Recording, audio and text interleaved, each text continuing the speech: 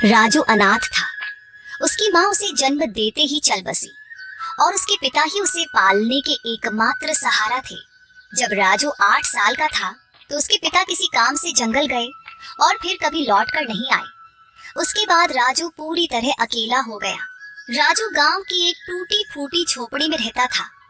उसके घर के पास ही गांव का सरपंच और उसकी पत्नी रहते थे। उनकी अपनी कोई संतान नहीं थी, इसलिए राजू के माता पिता के गुजर जाने के बाद उन्होंने ही राजू को पाला। ये लो राजू बेटा, ये खाना खा लो और अगर कम पड़े तो मुझसे आकर ले लेना। अरे मौसी, मैं कब तक आपके ऊपर बोझ बनकर बैठा रहूंगा? अब तो मुझे शर्म आती है। अरे बेटा, ये तुम कैसी बातें कर रहे हो? अगर तुम हमारे अपने बच्चे नहीं हो तो इसका मतलब थोड़े ना है कि तुम हम पर कोई बोझ हो। आगे से ऐसी बात मत करना। चुपचाप ये खाना खाओ। यह कहकर सरपंच की पत्नी सीमा वहां से चली गई। राजू ने आराम से खाना खाया। खाने के बाद जब वह झोपड़ी से बाहर निकला तो सामने ही सरपंच दिखाई दिए। राजू ने उन्हें देखा और सीधे उनके पास जा पहुंचा। राजू बेटा, खाना खा लिया है ना? जी सरपंच साहब, अभी अभी मौसी खाना देकर गई थी और मैं वही खाकर घर से निकला हूँ। हाँ, अच्छा किया। अब तुम बड़े हो गए हो बेटे, अपना ख्याल रखना सीखो। जी सरपंच जी, 8 वर्ष की उम्र से लेकर अब तक आप ही मेरा ख्याल रखते आए हैं, पर अब मुझे शर्म आने लगी है। अब मैं कुछ काम करना चाहता हूँ। इसमें शर्म की क्या बात है बेटा? हमने तो हमेशा तुम्हें अपना ही माना है। लेकिन अगर तुम्हारा मन फिर भी कुछ करने का है तो सुनो, गांव के पास वाला जंगल अब पहले जैसा खतरनाक नहीं रहा। चाहो तो वहां जाकर लकड़ियां काट सकते हो या शहद इकट्ठा कर सकते हो। जी सरपंच जी, मैं कल ही जंगल जाऊंगा। अब समय आ गया है कि मैं अपने लिए और आपके लिए कुछ कर दिखाऊं। अगले दिन राजू एक कुल्हाड़ी लेकर जंगल की ओर चल पड़ा। कुछ ही देर में वह जंगल पहुंच गया।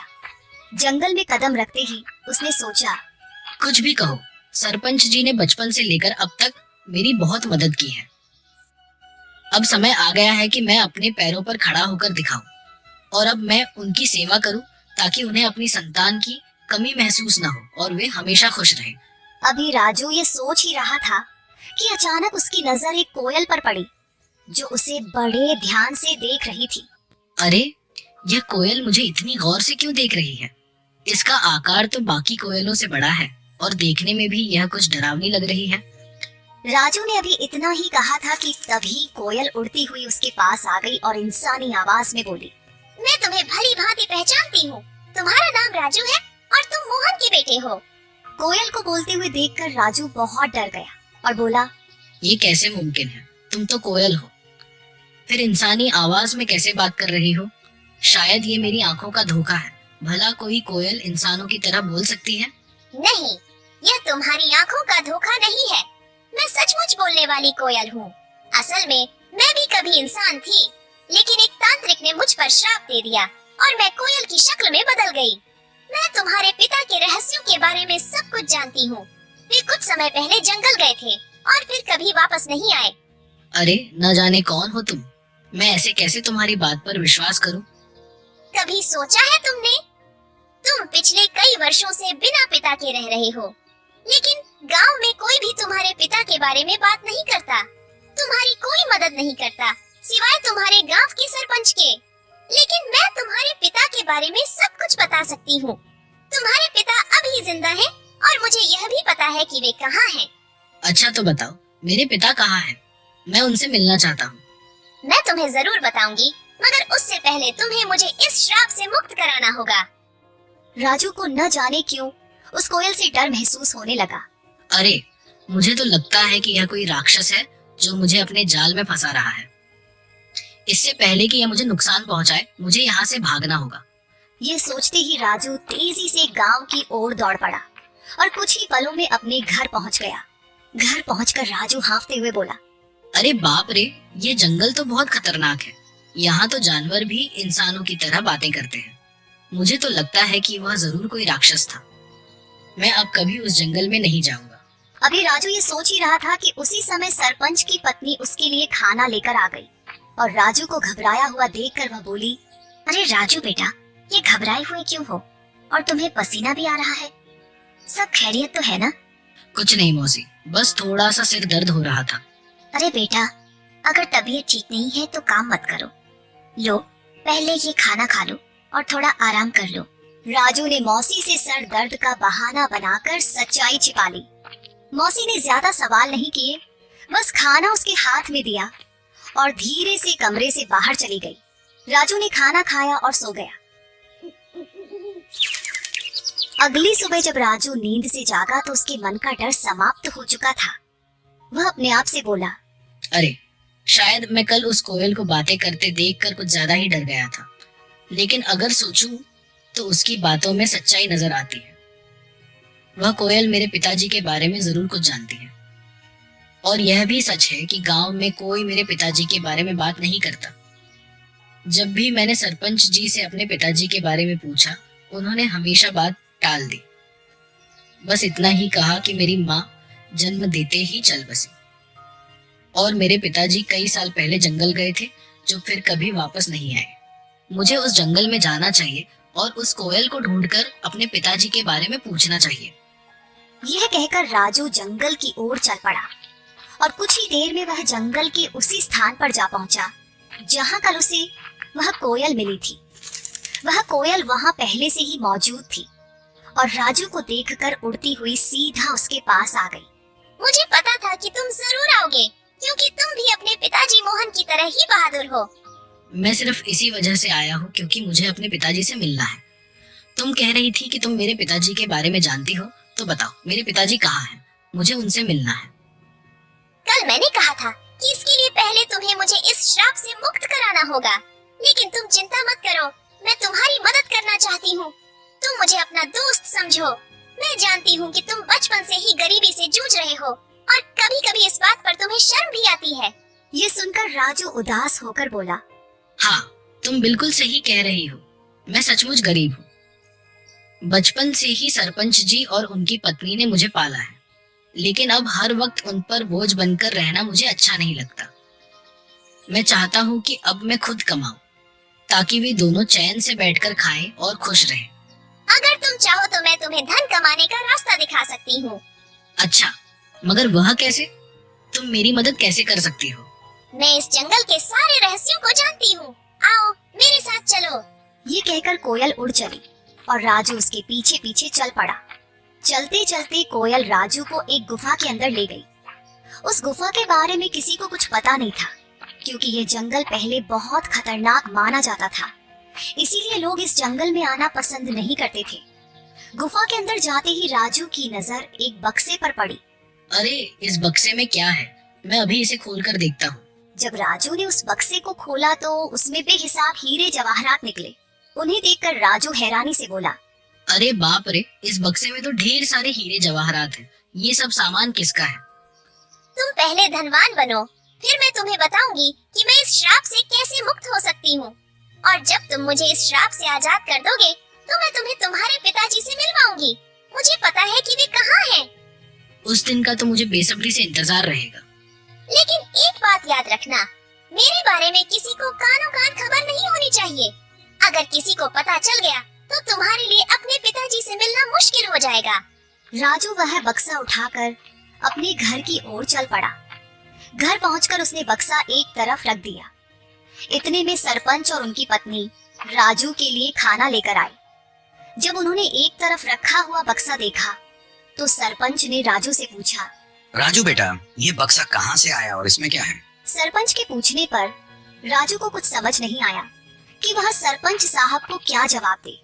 इतने में सरपंच की बीवी ने बक्सा खोला और उसमें कीमती हीरे और जवाहरात देखकर बोली, राजू बेटा, तेरे पास ये इतने हीरे और जवाहरात कहाँ से आए हैं? राजू उन्हें सब कुछ सच बता देता, लेकिन वह कोयल की बातें याद कर रहा था जिसने उसे सख्ती से मना किया था, इसलिए उसने कुछ और ही बता दिया। मौसी, मैं जंगल में लकड़ियां काटने गया था। लकड़ियां काटते काटते मैं काफी आगे निकल गया और वहां मुझे एक गुफा दिखाई दी। जब मैं उस गुफा के अंदर गया तो वहां मुझे यह बक्सा दिखाई दिया। मैंने उसे वहीं से उठाया और घर ले आया। राजू, तुमने ये ठीक नहीं किया। हो सकता है ये सारे हीरे जवाहरात बादशाह के हों। शायद उसने इन्हें वहां सुरक्षित रखा था। अगर ये बात कहीं बादशाह तक पहुंच गई तो वह हमें सख्त सजा देगा। सरपंच के मन में गहरा डर बैठ गया था। अगर ये बात किसी तरह बादशाह तक पहुंच गई तो वह हमें सख्त सजा देगा। इससे पहले कि यह बात बादशाह तक पहुंचे कि किसी ने उसका सोना चुरा लिया है, हमें तुरंत यह सोना बादशाह के पास पहुंचा देना होगा। सरपंच की बातें सुनकर राजू ने सोचा, अब सरपंच जी को कैसे बताऊं कि ये हीरे और जवाहरात बादशाह के नहीं हैं? ये तो मुझे वही कोयल ने दिए हैं। लेकिन अगर मैंने सरपंच साहब को कोयल के बारे में बता दिया तो मेरे लिए अपने पिताजी से मिलना मुश्किल हो जाएगा और मेरे लिए इन हीरे और जवाहरात से ज्यादा अपने पिताजी से मिलना जरूरी है। राजू के लिए इन हीरे और जवाहरात से ज्यादा अपने पिताजी से मिलना जरूरी था। इसलिए वह सरपंच के कहने पर बादशाह को हीरे और जवाहरात देने के लिए राजी हो गया। ठीक है सरपंच साहब, जैसा आप कहे, हम अभी यह बक्सा बादशाह को दे आते हैं। यह कहकर राजू ने वह बक्सा अपने सर पर उठा लिया। फिर वह और सरपंच बादशाह की ओर चल पड़े और कुछ ही देर में वे बादशाह के दरबार में दाखिल हो गए। बादशाह के सामने बक्सा रखकर सरपंच ने कहा, बादशाह सलामत। ये लड़का मेरा पड़ोसी है। ये लकड़ियां काटने जंगल गया था और वहां एक गुफा में इसे यह हीरे जवाहरात का बक्स मिला। हमें शक हुआ कि शायद ये आपका ही है, इसलिए हम इसे फौरन आपके दरबार में ले आए हैं। यह सब सुनकर बादशाह के दिल में लालच जाग उठा, क्योंकि वह जानता था कि यह बक्सा उसका नहीं है। लेकिन इतनी कीमती हीरे जवाहरात देखकर उसके मन में यह ख्याल आया, ये हीरे जवाहरात असल में मेरे नहीं है, मगर जब ये किस्मत से मेरे पास आ ही गए हैं तो मैं इन्हें बेकार क्यों जाने दूं। बेहतर यही होता है कि मैं इन लोगों को इसके बदले कुछ इनाम दे देता हूँ ताकि वे खुश हो जाएं और ये खजाना भी मेरे पास ही सुरक्षित हो जाए। ये सोचकर बादशाह ने उनसे कहा, हाँ, यह बक्सा मेरा ही है। मैंने ही इसे वहां सुरक्षित किया हुआ था, लेकिन तुम दोनों ने ईमानदारी से यह संदूक मेरे दरबार में लाकर बहुत अच्छा किया है। मैं तुम्हारी इस सच्चाई से खुश हूँ, इसलिए तुम्हें इनाम दिया जाएगा। ये कहकर बादशाह ने अपने सिपाहियों से कहा, सिपाहियों, यह संदूक इनसे ले लो और खजाने में रख दो। और हाँ, इन्होंने ईमानदारी का सबूत दिया है, इसलिए मेरे खजाने से इन्हें इनाम के तौर पर कुछ धन दे दिया जाए ताकि ये खुश भी हो जाए और दूसरों के लिए एक मिसाल भी बने। सिपाहियों ने बादशाह के आदेश पर उनसे वह संदूक ले लिया और उसके बदले इनाम के तौर पर उन्हें कुछ धन दे दिया। सरपंच वह रकम पाकर बहुत खुश था, मगर राजू का दिल बेचैन था। उसे अच्छी तरह मालूम था कि बादशाह झूठ बोल रहा है, लेकिन वह कुछ कह नहीं सकता था क्योंकि कोयल ने उसे अपनी सच्चाई बताने से मना किया था। राजू को डर था कि अगर उसने सच बता दिया तो उसका अपने पिताजी से मिलना मुश्किल हो जाएगा। राजू के लिए दौलत से बढ़कर अपने पिताजी से मिलना जरूरी था, इसलिए वह चुप रहा और फिर दोनों इनाम की रकम लेकर अपने घर की ओर चल पड़े। राजू सरपंच के साथ उसके घर चला गया और घर पहुंचकर उसने अपनी रकम भी सरपंच को दी और कहा, सरपंच जी, ये रकम भी आप ही रख लीजिए। आपने हमेशा मेरी देखभाल की है और मुझे खुशी है कि ये रकम आपके काम आएगी। सरपंच को वो रकम देकर राजू वहां से चला गया और अगले दिन सुबह होते ही राजू फिर से जंगल की ओर चल पड़ा और कुछ ही देर में वह जंगल की उसी जगह पहुंच गया जहां उसे वह कोयल मिली थी। तभी वहां एक साधु आ पहुंचा जो एक बरगद के नीचे बैठा था।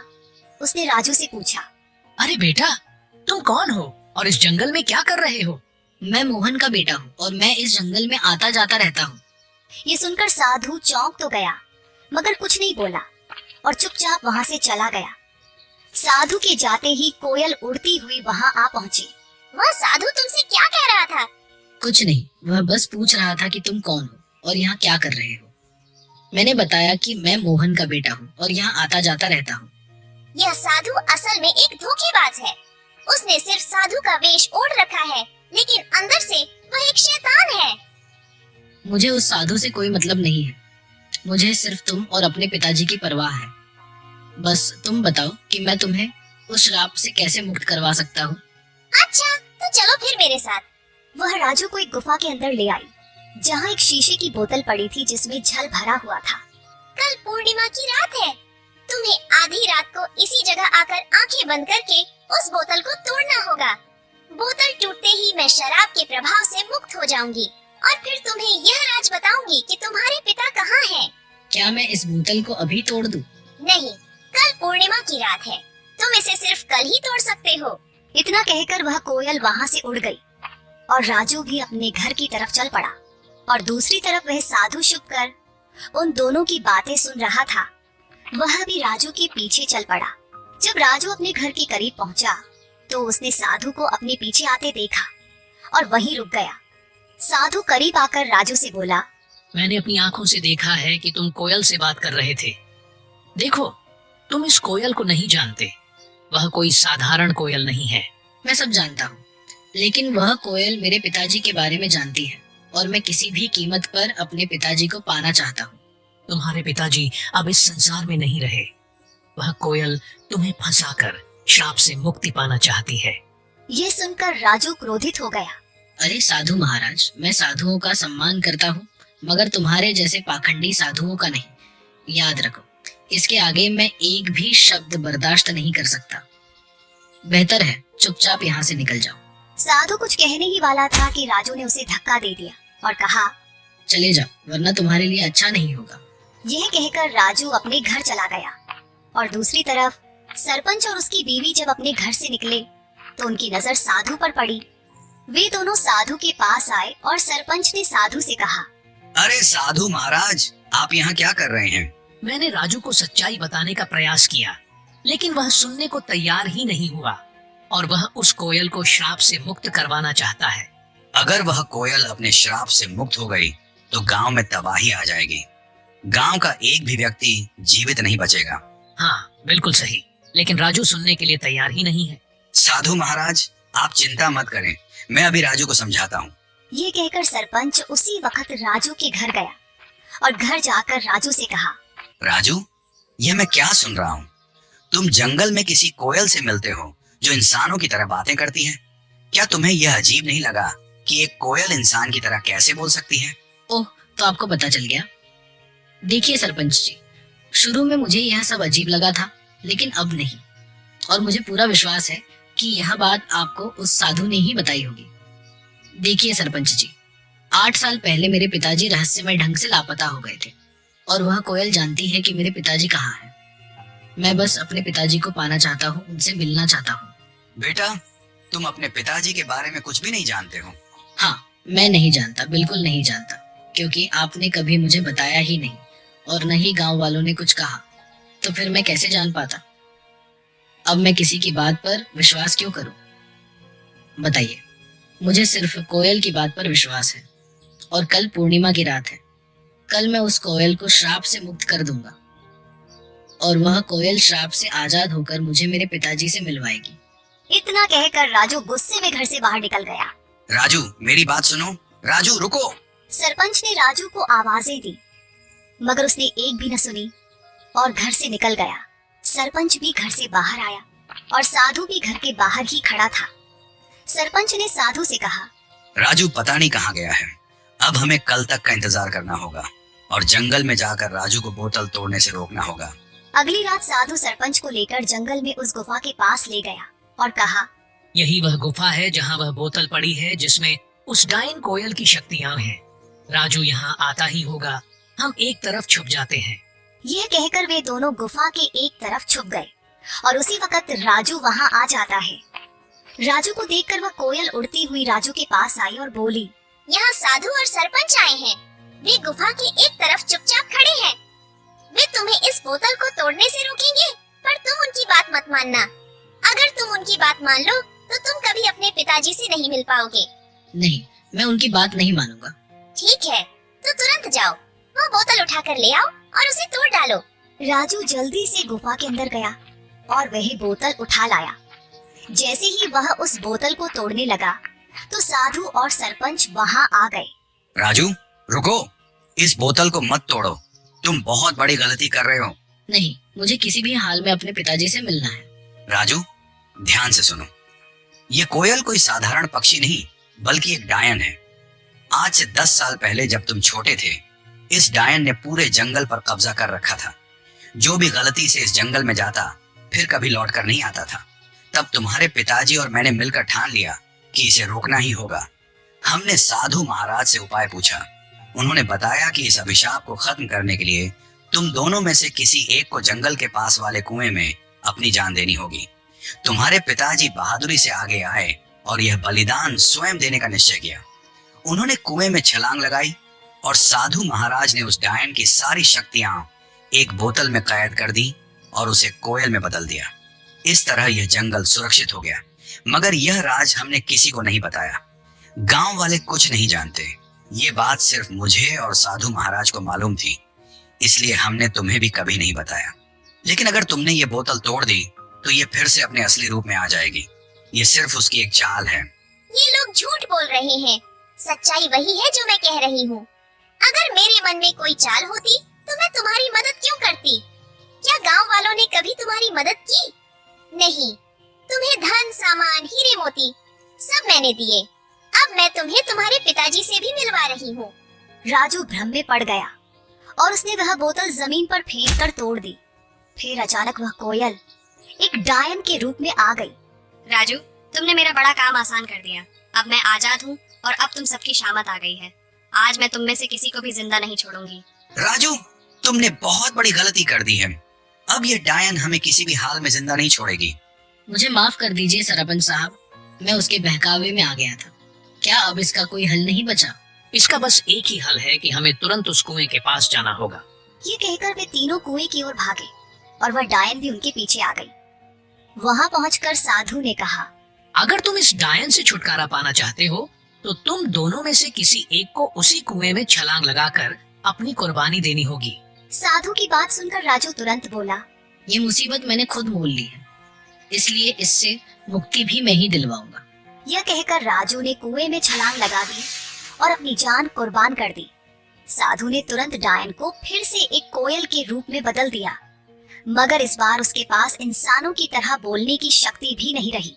सरपंच को राजू के जाने का बहुत दुख था, मगर वह क्या कर सकता था। इसलिए वह घर लौट आया और धीरे धीरे फिर से हंसी खुशी जीवन बिताने लगा।